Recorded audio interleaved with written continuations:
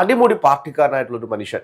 വർഷങ്ങളായിട്ട് ഒരു പാർട്ടിക്ക് വേണ്ടിയിട്ട് കഷ്ടപ്പെട്ട് കൊടി പിടിച്ച് മുദ്രാവാക്യം വിളിച്ച് എന്തിനും ഏതിനും കൂടെ നടന്ന ഒരാൾ പാർട്ടിയെ തള്ളിപ്പറയണമെങ്കിൽ പാർട്ടിയുടെ നിലപാടുകളെയാണ് അദ്ദേഹം തള്ളിപ്പറഞ്ഞത്, പാർട്ടിയല്ല. അദ്ദേഹം എന്താണ് പറഞ്ഞത്? ചില ആളുകൾ ചേർന്നിട്ടാണ് ഈ തട്ടിപ്പ് നടത്തുന്നത്. ആ തട്ടിപ്പ് നടത്തുന്ന ആളുകളെ പറ്റി പാർട്ടിയോട് പറഞ്ഞിട്ടുണ്ടെങ്കിൽ പാർട്ടി ഒന്നും ചെയ്തിട്ടില്ല എന്നാണ് അദ്ദേഹം പറയുന്നത്. ഒന്ന് ആലോചിച്ചു നോക്കൂ, കണ്ണൂർ എന്ന് പറയുന്ന പാർട്ടിയുടെ ഏറ്റവും വലിയ കോട്ട. കേരളത്തെ സംബന്ധിച്ച് കമ്മ്യൂണിസ്റ്റ് പാർട്ടി ഇന്ന് ഏറ്റവും ശക്തമായിട്ട് നിലനിൽക്കുന്ന സ്ഥലമാണ് കണ്ണൂര്.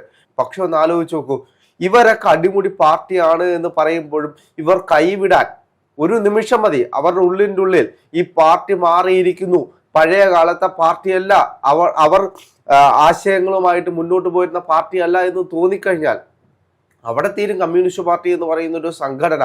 ഇപ്പോൾ എത്ര വലിയ സംഘടനാ സംവിധാനമുണ്ട് എന്ന് പറഞ്ഞു കഴിഞ്ഞാലും, എത്ര വലിയ ആൾക്കൂട്ടമുണ്ട് എന്ന് പറഞ്ഞു കഴിഞ്ഞാലും, അവിടെ ഒരു നിലപാടിൽ തെറ്റുപറ്റിക്കഴിഞ്ഞാൽ പാർട്ടി ഉണ്ടാകില്ല. നമ്മൾ എങ്ങും പോണ്ട, കമ്മ്യൂണിസ്റ്റ് പാർട്ടിയുടെ ചരിത്രങ്ങൾ വേറെ ചില സംസ്ഥാനങ്ങളിലൊക്കെ എടുത്ത് വെച്ച് നോക്കിയാൽ മതി.